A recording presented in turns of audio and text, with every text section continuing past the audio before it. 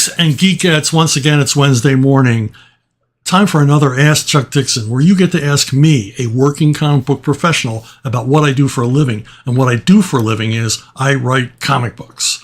Before we get to the questions, let me just remind you that First Kill, a Rambo graphic novel from Splatto Comics, written by me and fledgling comic book writer Sylvester Stallone, is still in demand. It's still available. The link will be below in comments. This is a graphic novel from Splatto Comics with awesome artwork. It's a true balls-to-the-wall Vietnam War adventure depicting John Rambo's first tour in Indochina. And if you're a war comic fan or a Sylvester Stallone fan or a Rambo fan or all three, you need to check it out. And it's still available in demand. Okay, Paulo Panganaban. Oh man, I should practice these beforehand. I'd probably still get them wrong. My apologies in advance. In a previous video, you mentioned how you didn't like or refused to use sentimentality in a story due to it being manipulative. What are some examples you can give that demonstrate just how bad it is? Asking because I've noticed something that sounds similar to this in certain modern anime, where an average okay show is somehow praised to high heaven as a masterpiece, all because of one emotion-inducing scene or episode. Well, every movie or every story should have some level of emotional catharsis. It should draw you in and touch you in some way. You know, make you laugh, make you cry, surprise you, thrill you, have you on the edge of your seat, make you hate the bad guy, make you love the two people who fall in love, whatever. And you're experiencing some of the emotional changes that the characters are going through. I mean, this is part of storytelling, and all that's fine. The problem is when you introduce sentiment for absolutely no reason. If you're old enough to recall, and maybe they still do this on network television. I haven't watched network television in 20 years, but they would have a situation comedy and it was all gags and jokes and ho, ho, ho. And then around ratings time, they would have a very special episode. They would announce that this was a very special episode. And what that meant was that they were going to introduce some degree of sentimentality or tragedy to what would normally be a purely escapist, silly situation comedy. And they could do this because once the series had been around for a season or two, you were fully invested in the characters. You know, if you were still watching these shows, it meant that you liked these characters. You liked visiting with them each week. And you, in addition to liking them, you began to care about them.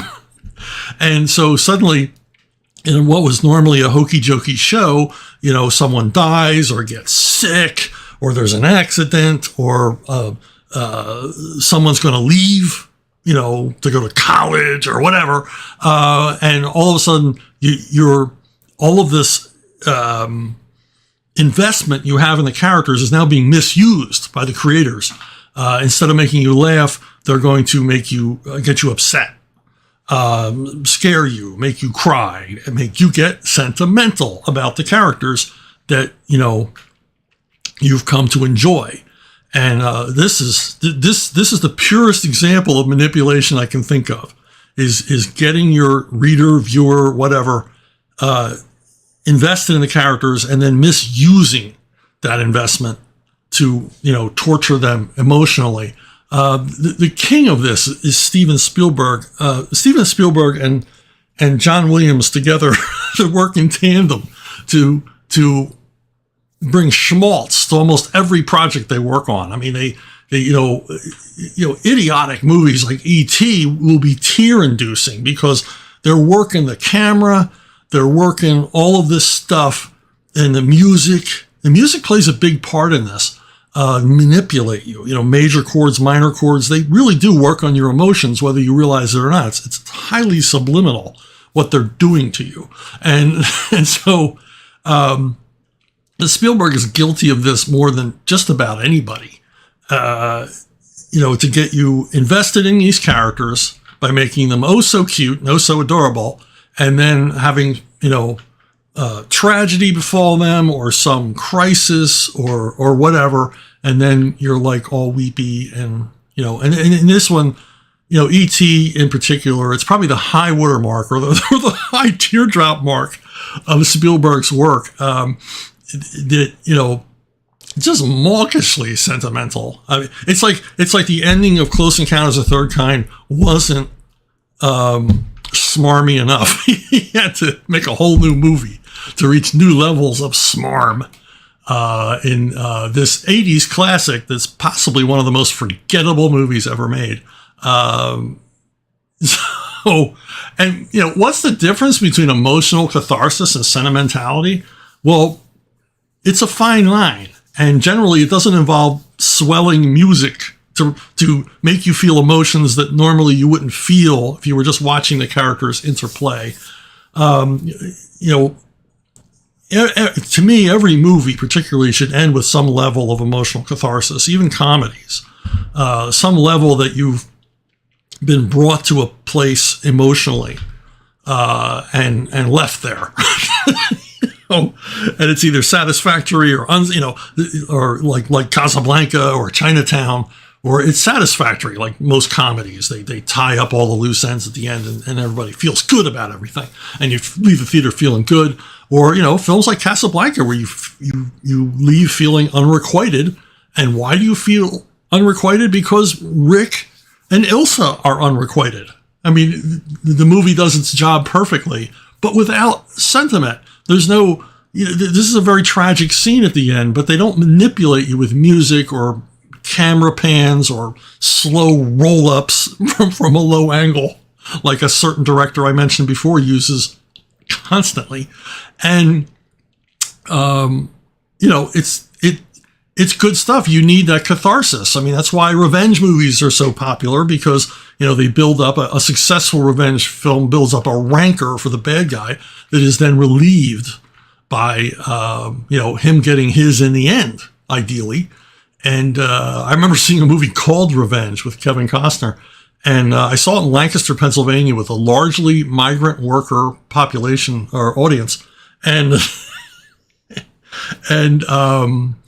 my wife and I were one of the few, English speakers in the audience. And this film was set in Mexico.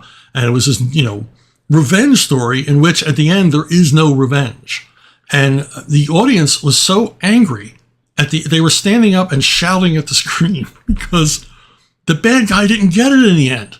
For some reason, they made a movie called Revenge that was free of revenge in its third act. And so I guess there was a level of emotional catharsis in there. The emotion was frustration. This audience was pissed, and I didn't blame them. I mean, my wife still gets livid if I ever mention this movie to her, because, everybody was frustrated that they built up Anthony Quinn as like a total scumbag. This is a total abuser, just a horrible, horrible person. And then he just gets off scot-free. But emotional catharsis can be anything. It can be the best emotional catharsis at the end of a film is a scene which casts you back through the rest of the movie, so that you realize, hey, I didn't quite understand what I was seeing before.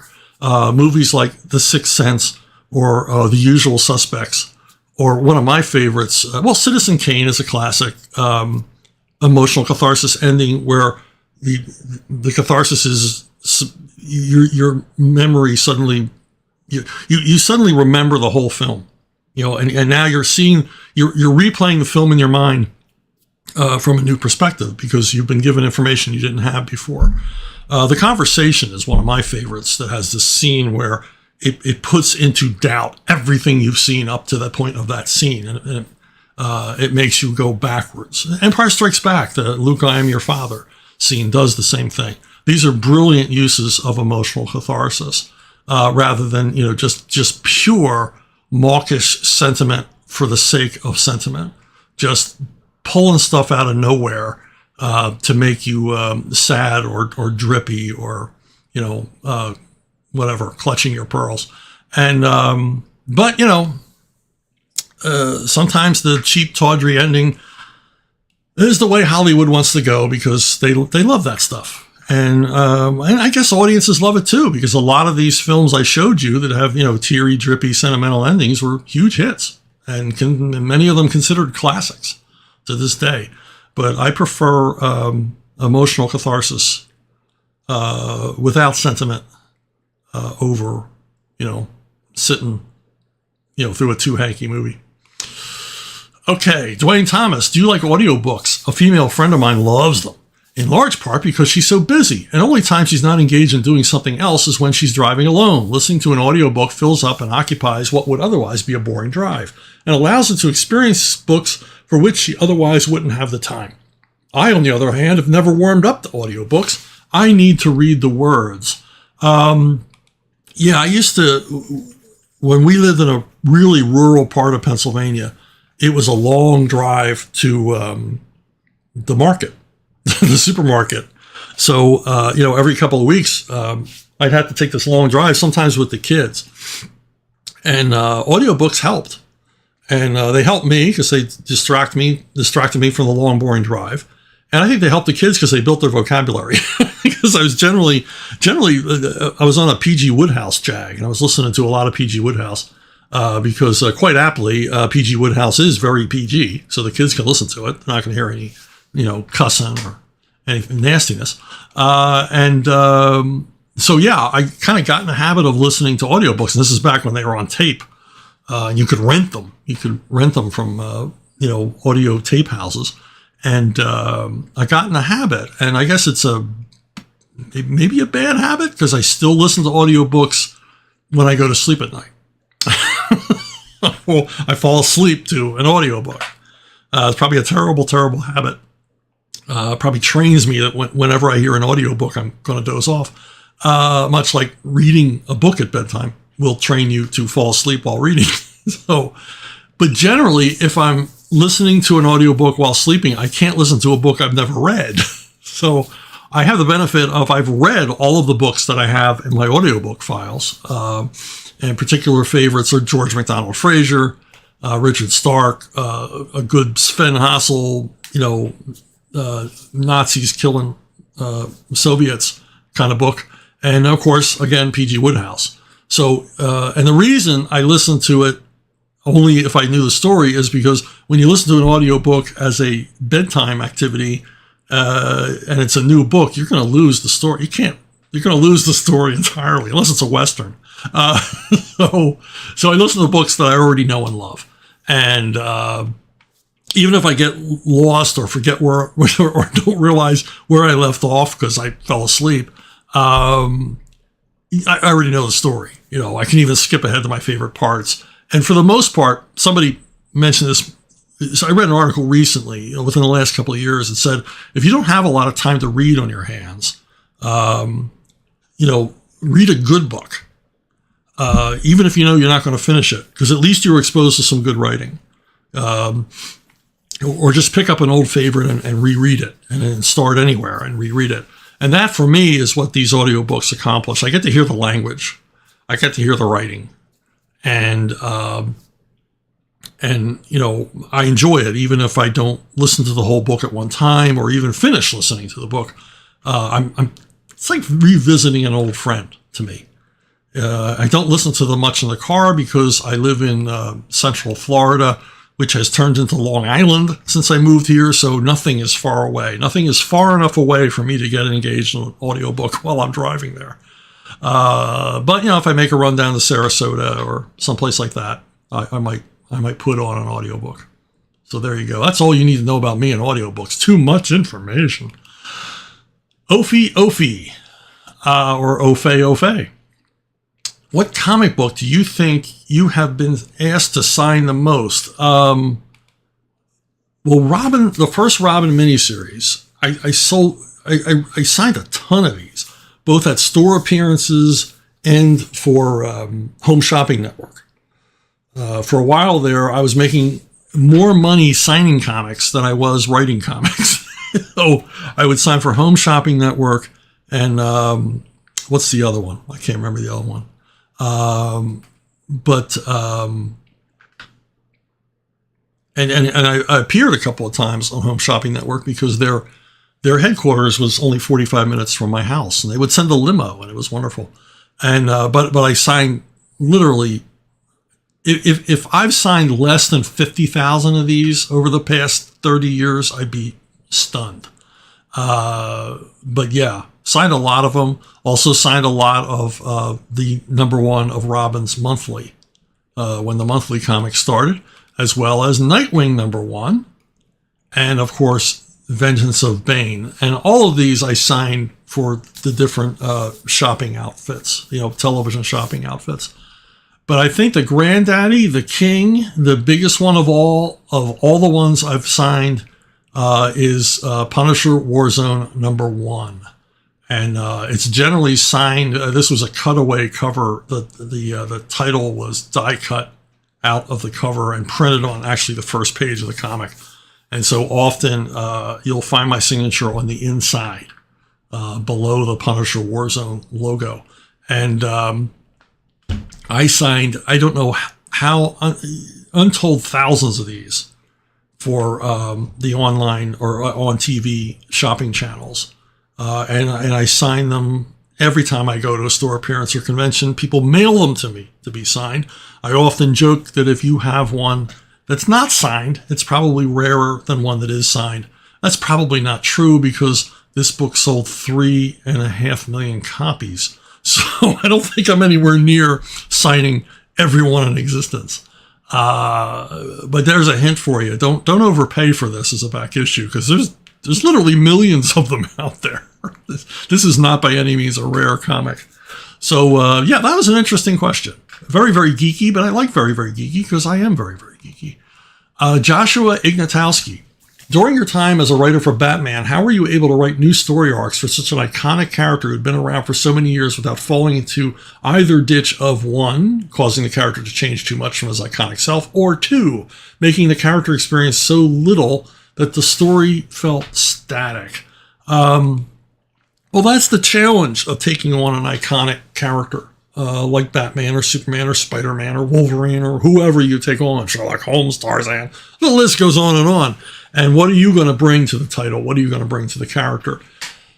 I never thought of changing the character to suit my needs or changing the character to put my mark on it. I feel that when you take on a character like this, particularly if you're doing a monthly book, you are entrusted to shepherd this character. You are a steward for this character. You're taking care of it for the next team of writers who take over after you've left the title.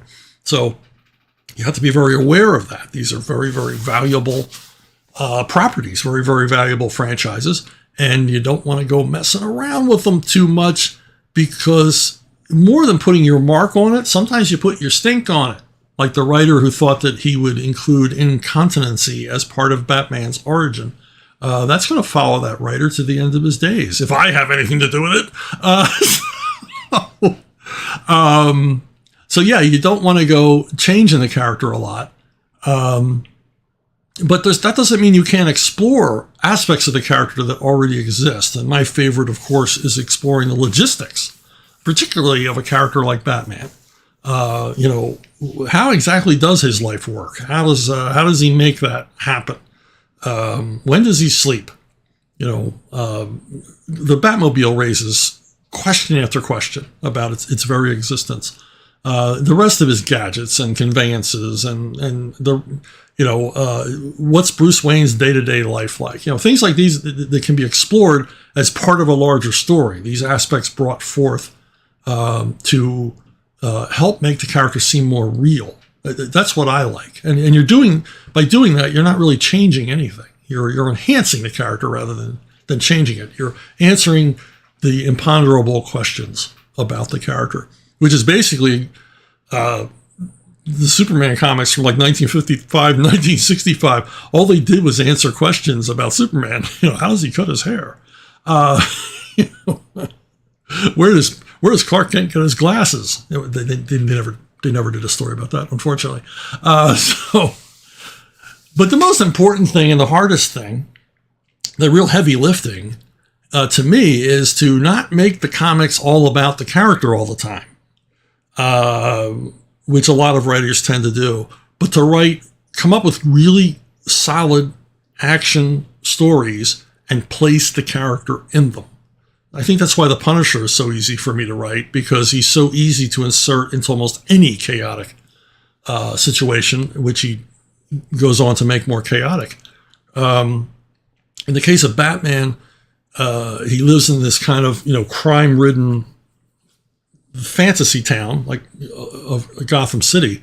So the challenge is to come up with challenges for him, wild crimes, heist stories and robbery stories and kidnapping stories, all variety, whodunits. And you come up with these stories, and then you come up with your basic plot structure, and then you stick Batman in it and set him in motion. How is he going to react to a new villain in town who, uses dishware as his theme, or whatever, and that's the real challenge, is to not write a story about the character, but write a good story with the character in it, which always brings me back to Die Hard 3, the greatest Batman and Robin movie ever made. It's a great action, adventure, chase, mystery, heist story. And then they inserted the character of John McClane in it. They didn't just remake Die Hard. They came up with a whole new milieu for him, a whole new genre of the heist story with a tricky, brainy, chess-playing villain. And that's what makes it the best Batman and Robin movie ever made. It's an absolutely perfect Riddler movie. And movies is a good example. You'll see a movie, a sequel, and you're like, wow, that was a great sequel, or that sequel was a dud. And usually the dud sequels, I think in 100% of the cases, the dud sequels are about the character, not a good story with the character in it. It doesn't have anything we liked about the original film. It's just more of that character and exploring him more rather than or in place of a story. You think of good sequels like, Road Warrior as a sequel to Mad Max. It takes them to entirely different places, as well as the Mad Max Beyond Thunderdome. It does explore the character, it expands on the character, but these are good, solid action stories with a character we're already familiar with inserted in them. And that's the way comics should be done. That's how you keep the stuff fresh, is by actually coming up with new stories. Matt Strott, my question for you, since you like Steve Ditko so much and seem like an objectivist, is have you ever read the works of Ayn Rand? If so, have you been influenced by her philosophy of objectivism, or would you consider yourself an objectivist? It doesn't come across in your writing, which is good because entertainment should be paramount in comics, but it certainly seems so in how you come across as a man, which is also good. Wow, you've thought a lot about this. Yeah, Ditko was an objectivist, very much a follower of the philosophy of Ayn Rand, in which there's no gray areas in life. And, you're either good or you're bad. And Ditko did not allow this to leak into his most famous creations, Spider-Man and Doctor Strange. He was writing pure escapist entertainment at this point, and I really can't find a lot of objectivism in these stories. His characters seem fully fleshed out, and that's the problem with objectivism. If you write it as fiction, is your characters tend to be one-dimensional, like Mr. A. I remember Mr. A when he first appeared. I thought he was fantastic. I just loved this character because he was unlike any comic book character I'd ever seen before, because he would just, in the very first story, he lets a character die because that character basically needs to suffer the consequences of the horrible things he's done. And Mr. A shows absolutely no mercy for him in finest Ayn Rand fashion. And of course, Ayn Rand was an author, and she wrote a number of best-selling books that captured the public imagination and put forth in no uncertain terms her philosophy of objectivism, where we are all responsible for all of our own actions, and we pay the price. There are consequences to everything. But I kind of believe that. I'll go on about that a little bit more. I'm not really an objectivist. I'm aware of these books more than I've read them. I haven't really read them. I have read about Ayn Rand. I appreciate a lot of the thoughts that she had. I thought she was a very open-minded thinker for an objectivist. She came to her opinions on her own. I mean, no one taught this to her.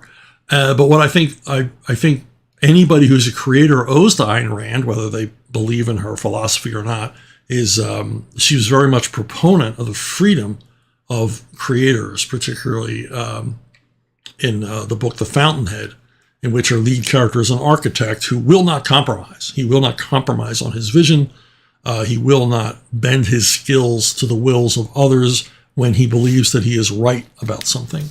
And her characters tend to be right all the time, which makes them kind of Mary Sue's, much like Mr. A is the toughest Mary Sue has ever been in a comic book. But, they're going to be right all the time. And I guess there's something cool about that. But you wouldn't want to read about these characters all the time. You wouldn't want every character to be an Ayn Rand character. But I do appreciate that she basically gave every creator, artist, writers, architects, anybody, the freedom to stand up for their own rights as an individual and as a creator. To defend your corner. Don't apologize for your work. Do what you think is best. Someone wrote recently, write like no one will read it. And you need that freedom as a creator, especially these days, where we live in an era that I don't even think Ayn Rand foresaw, where every word is examined for its negative impact on somebody out there, somebody who will be offended. And where our entire language is being turned upside down and edited and banned, or words you can't say anymore. I mean, they make actual lists of words you can't say, and it's things like barbecue. I mean, piggyback. What? Who are you offending? Swine? I don't get it. But anyway, yeah, I'm less an objectivist and more, I think, of a stoic.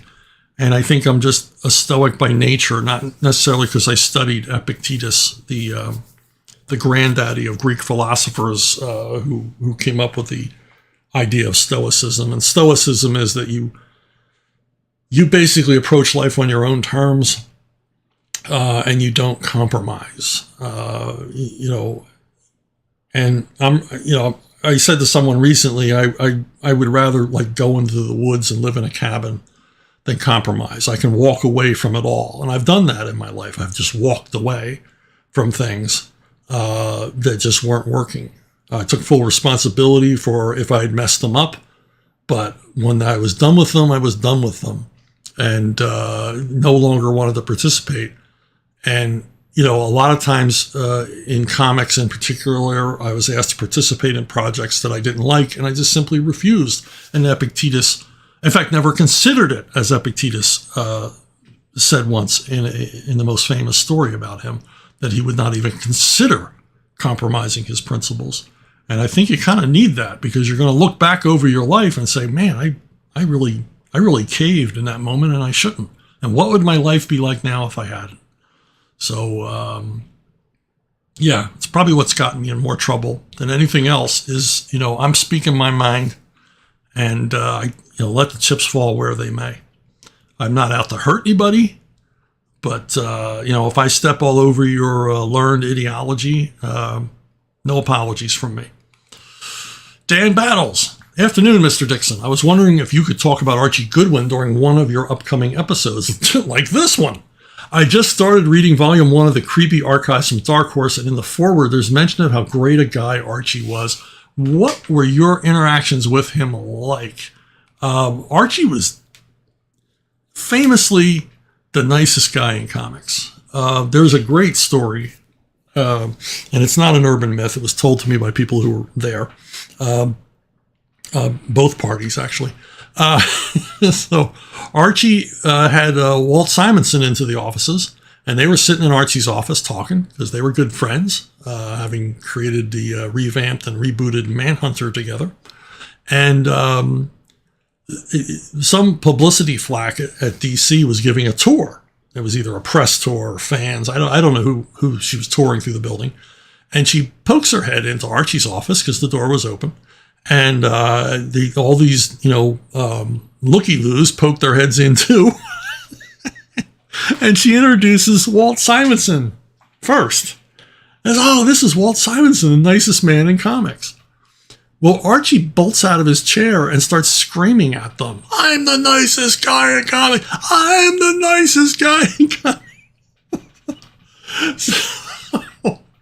That was typical Archie. Very dry sense of humor, very funny guy. But he was. I mean, Walt's a hell of a nice guy, but Archie is still to this day the king of nice. And, proof of that was he was a guy that you could approach at a convention back when editors went to conventions, and you could easily talk to him. He was open to talk to anybody. If I could make Archie laugh, that made my day. And so I would gravitate toward talking to Archie. First of all, he was very approachable. And secondly, I liked everything he did. I liked everything he wrote. I liked everything that he edited. I was a huge Archie fan, which I think he always suspected how much I idolized him, and just sort of shrugged it off. But he was great at joking with fans and stuff like that. And so I would talk to him at cons, which built up what I felt was a rapport. So I was able to call him, wherever he was working and say, can I come in for an interview and pitch some stuff? And for years I would visit Marvel, which is where he was most of that time, and pitch. And I wasn't ready for prime time. My stuff wasn't ready. It was ill-formed and stupid and derivative and just not ready at all. But Archie never said that. He was never cruel. And he would sit and show me where I went wrong. And Archie could do that. He would read my pitches in front of me, which the first time freaked me out. Because it's whoa, I'm supposed to leave, and you're supposed to either throw these in the trash or read them later. But he would read them in front of me and then give me all this incredible criticism, good criticism, good constructive stuff about this is where you went wrong. You need to do this. If you move this scene to here, if you did this with this character, it would improve them. And stuff was invaluable to me because it just sort of opened my eyes to what a writer does, how a writer thinks, because Archie was just, to me, the greatest comic book writer of them all. And still to this day, he's the greatest comic book writer, because you could literally sit him down in a room with a character he'd never seen before, and he could figure out a way into that character and figure out a fun, entertaining script. And, his stuff to me is legendary. I only wish he was more prolific. Archie actually didn't write all that much. I mean, there was never a time where he was doing 2 or 3 monthlies. But from the Warren magazines, which you mentioned, which my first intro to Archie, to his amazing run on Detective Comics as editor, and then on to just, like I said, just dropping him in on any character you can imagine. The Incredible Hulk 154 is one of my favorite comics ever. It is pure Archie. Hydra shrinks Hulk down to like the size of an action figure, thinking that they got him now, and he wakes up in their headquarters, and this very, very tiny Hulk goes around, basically kicking Hydra's ass for the rest of the story. And it's so pure Archie. And Archie told me that he had very little time to write this script. Stan was always dropping him into the deep end of the pool on things like, we need an Iron Man script like right now. Like call Gene Colan and tell him this Iron Man script. But because, Archie had been to the wars and then totally understood what a writer went through. And he was also, like most of us comic book writers, he at one time had wanted to be a comic book artist and was an accomplished cartoonist. He understood what artists went through as well. And so he was just a terrific guy to work with. And I wish I'd spent more time with him. I mean, I got to spend quite a bit of time with him when he was my editor on any number of Batman projects. He was my editor for a long time on Alien Legion. I would visit with him every time I went to DC, often going to lunch with him, and just generally having a good time with Archie. As Michael Higgins said at Archie's memorial, any time spent with Archie was a good time, because Michael, in his eulogy, Michael was a letterer and paste-up guy, a member of the bullpen at Marvel. He said that he too regretted not having spent more time with Archie, but basically his eulogy was about that he will always treasure the time he did get to spend with him, even if it was just doing nothing, because he was just such a cool guy to be around, and a comics master, absolute comics master. I envy you reading those early Warren books for the first time. Brandon Medina. All the artists at CrossGen got better working in the same space. In what ways was it similar or different for the writers? Do you prefer to be around the writers or the artists? Well, it depends on the writer and it depends on the artist. We were assigned books or we came up with our own books or whatever we did at CrossGen, and your team was put together, and your penciler, your inker, your colorist, and then of course the letterer if you needed. There were 2 company letterers, and you'd have regular meetings with them. So you're sort of thrown in. You would also have even more regular meetings with the writers. We would have weekly lunches where the writers would go over the outline or schedule or coming event or whatever. So I think we all played nice. We all had our own corner to cover, and but writers are a cowardly and suspicious lot. If you get a bunch of writers together in a room, they'll talk about anything but writing. I remember once at a Chicago convention, a whole bunch of us went for dinner at Giordano's, big pizza place near the convention center. And it was like a huge entourage, maybe 20 people. And all the basically the pros sat at one table, and then there was like this kiddie table of people that we all knew who were like part of our entourage or part of our ensemble. And a lot of these guys went on to become comic pros themselves, but they weren't there yet at this point. And I remember after dinner, one of them said to me, "Wow, we all wanted to be sitting at that table. To hear the fantastic stories you were telling about working in comics." And I said, "We talked about mortgage rates." Yes, comic writers don't like talking to each other because they're aware that this guy might steal one of my ideas. And as a writer, we all know that you can steal an idea without meaning to.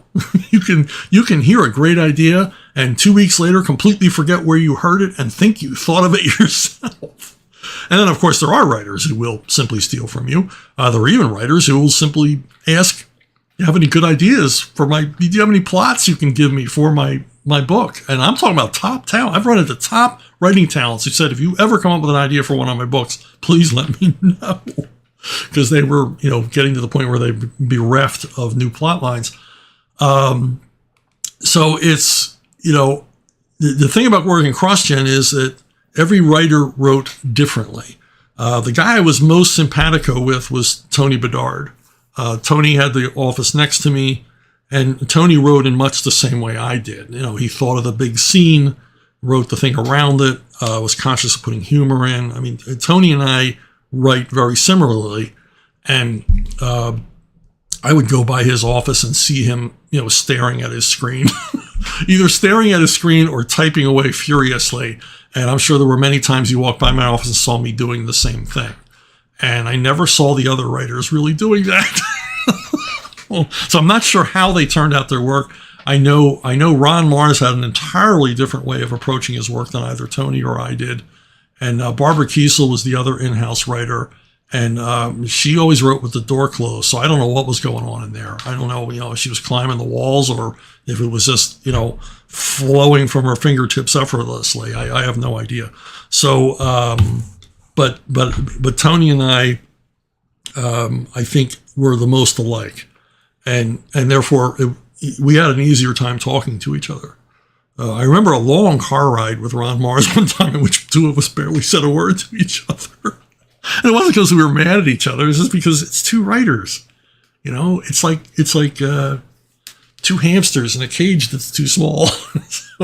So writers are an odd bunch. Artists were easier to hang out with because, they're generally more affable. Writers get cranky. And, they were more interested in talking about, movies and TV shows and, or telling stories from their personal life. Jeff Johnson on Way of the Rat in particular had stories of his own life experiences.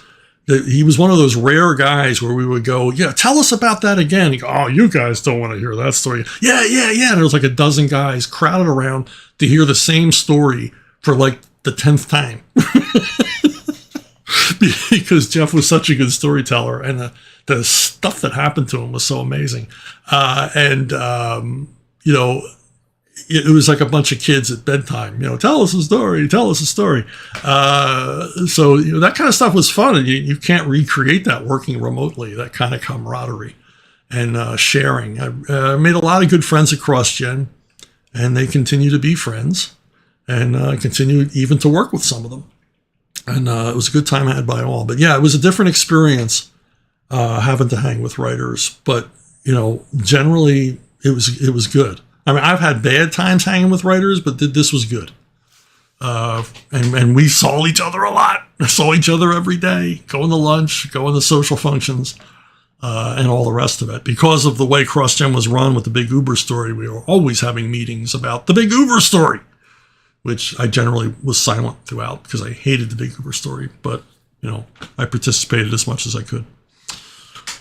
So, Gentle Savage asks, do you have any thoughts on the rise of AI art? Is it something you'd ever consider messing around with? And also, do you have any thoughts on the writer's strike happening in Hollywood right now? Well, strangely enough, I see these two questions as about the same thing. AI is the end of our culture as we know it. And people go, well, it'll be here in a few years. No, it's here now. And it's only going to get more here, if that makes any sense. As this thing, it doesn't learn, but as it assimilates more knowledge. It doesn't learn because it's a stupid machine. It's a stupid program. As it assimilates more knowledge, as its reach, reaches further out and out, into whatever, to steal material from everywhere that's available to it, and everything is not available. The sum of human knowledge is not on the internet, my friends. It's not even in all the servers of the world.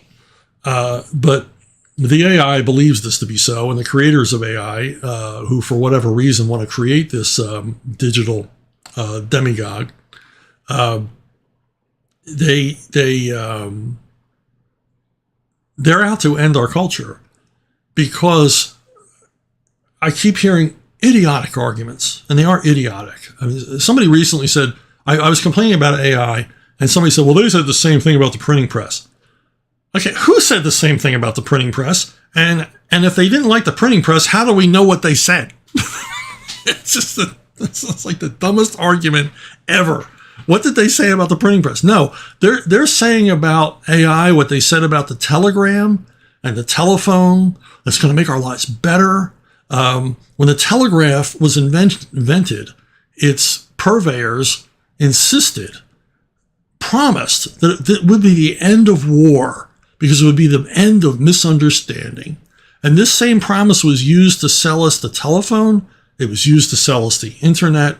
It was used to sell us the fax machine and texting and all the rest. And all of it's a lie. And AI is a lie because they've taught AI how to lie. AI has a bias. AI is dangerous. AI will not only be producing the fiction you read and the movies and TV you see, and the comic art you see, it'll also be producing news stories that have no basis in fact. And this has already happened. They have used AI to create news stories, and the AI just searches around and cobbles together something that sounds absolutely convincing, absolutely real, and none of it is true. And it's because, we become so uneducated or disinterested in what's going on around us. AI is going to play us for fools at every turn and already has. And that kind of brings us to the writer's strike. This is the absolute worst time for the writers to go on strike. They should have gone on strike years ago for a number of different reasons, and they should have gone on strike ahead of this AI thing, which they've been talking about for years. They should have come out against AI from the beginning, and joined Elon Musk in his insistence that AI have an off switch, that there be a way to turn the AI off. But like every union, the union is really not about its members. It's about itself. And they don't want to piss off the gatekeepers in Hollywood. And trust me, the gatekeepers in Hollywood are all about AI. Same for comics, same for anybody. I mean, a fiction publisher to me recently confessed. I don't even know if he confessed. Because confession implies a degree of shame. Confessed that they were looking into AI, basically to produce fiction, and possibly comic books. That horrifies me as a comic book writer, as a creator, and it scares me for all of the creators out there, that they're going to be out of a job because AI, as it becomes more skilled, as it assimilates more imagery and more material or content, it will be a competitor. It will never be as good, but when did anybody ever care about that who's in the gatekeeping business? The other reason it's a terrible time to strike is because it's a terrible time in Hollywood. Most of the major studios are deep, deep, deep in debt. You don't slaughter the hog when it's thin. You slaughter the hog when it's fat. So you go on strike when all the money's there, and all the money was there when the streaming services exploded, when the streaming services were dying, starving for content, and everything was blowing up, and everybody wanted stuff. We want story. And the money was there. A subscription. People were subscribing to these things. They were going nuts. People were subscribing to 4 and 5 and 6 streaming services at one time. And then they woke up and thought, what am I doing? When's the last time I watched anything on Apple TV? So I'm canceling my subscription and wait till they have something good.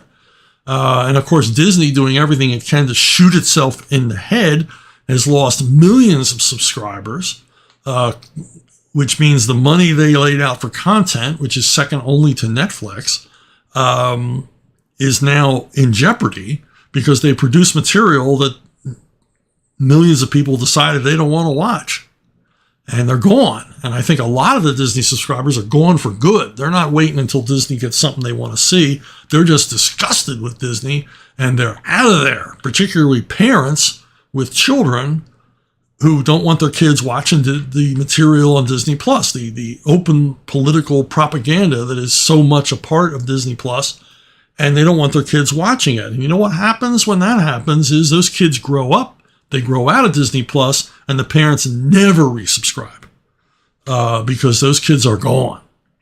And the thing is, you know how it is. You subscribe to one of these services, you have it, kind of forget about it, and then you come upon a day where you realize, man, I haven't looked at Netflix in the longest time. I haven't watched anything on Netflix, and there ain't nothing on there I want to see right now, so let me ditch Netflix. You're not getting my $16.95 a month anymore till you put on something I like.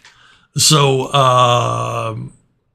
yeah, it's an absolutely terrible time to be on strike.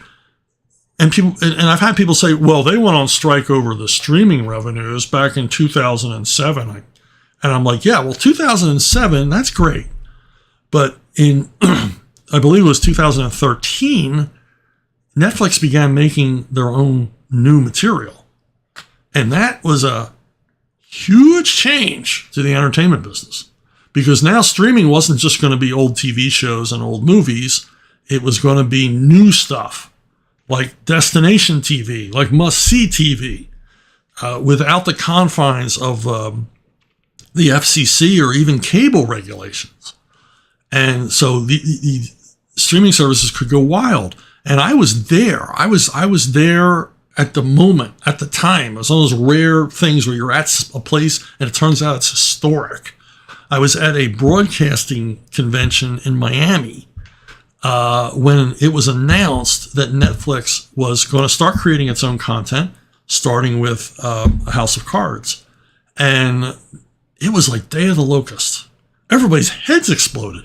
They didn't foresee this. No one foresaw this. The streaming services would make enough money to make their own content.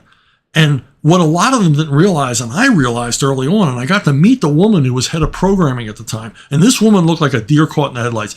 Everywhere she went, she was in a receiving line as if she was royalty. She was stopped and people were shaking her hands, asking her questions. And she just looked like, what did I take on? What is this all about? Because she wasn't an entertainment person. She wasn't a Hollywood person. She was just an exec at the company who was now going to be in charge of their new programming. And, what a lot of people didn't see was, well, we can all start creating content. Yes, but what's the difference between Netflix and, say, HBO or one of the networks? Netflix has the numbers, the real numbers, not ratings, but they actually have the actual moment-by-moment, second-by-second viewership of all of their subscribers to their streaming service. So they can put together algorithms, and these are accurate algorithms of who's popular and who is not. And they found that House of Cards, the British television show, was the most watched and most liked thing they had on their streaming service.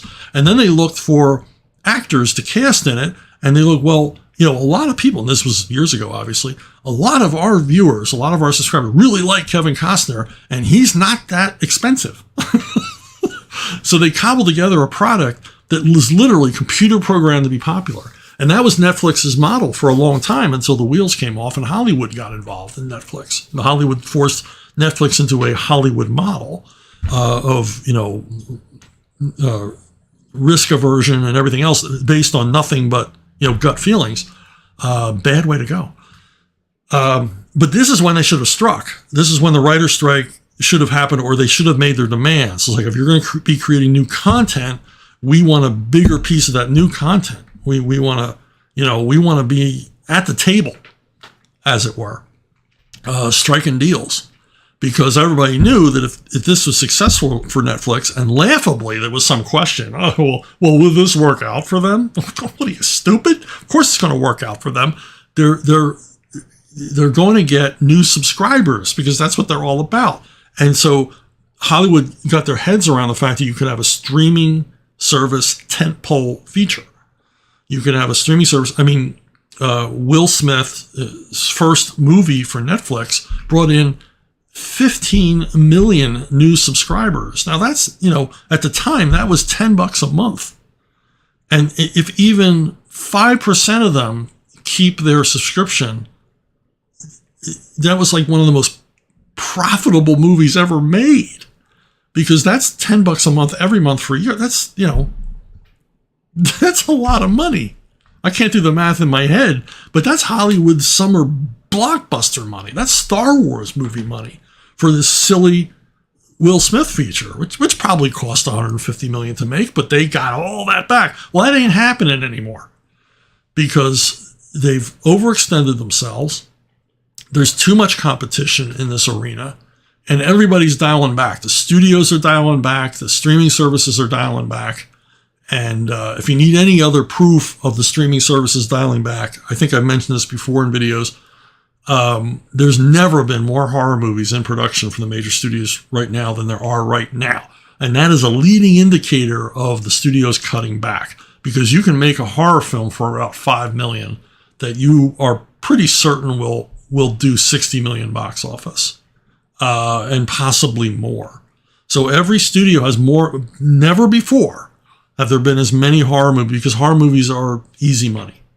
It's just a given that they're going to make cash, and that's the strongest indicator that Hollywood is in trouble financially, and they are. Paramount, Warner's, Disney, all billions of dollars in debt. Billions of dollars, tens of billions of dollars in debt, and there's really no way out for them. Is they keep making the same mistakes over and over and over again, and the accountants have come forward to right the ship. At Warner's are trying to right the ship, but the more they try to right it, the more they find how much water the ship has taken on. To torture the analogy further, the more they try to fix Warner's, the more debt they find, and then Paramount in serious trouble financially, despite the hits they have, and then they seem to double down on stupid by doing more and more woke projects, more and more projects people don't like, expanding and spinning off on things that nobody wants to see, hiring talent no one's interested in anymore. You can't run a multinational streaming service, TV studio and movie studio simply on everything Taylor Sheridan can think of. They should be building on that. They should be looking for another Taylor Sheridan, but they're not. Anyway, different subject. But AI plays into all of this.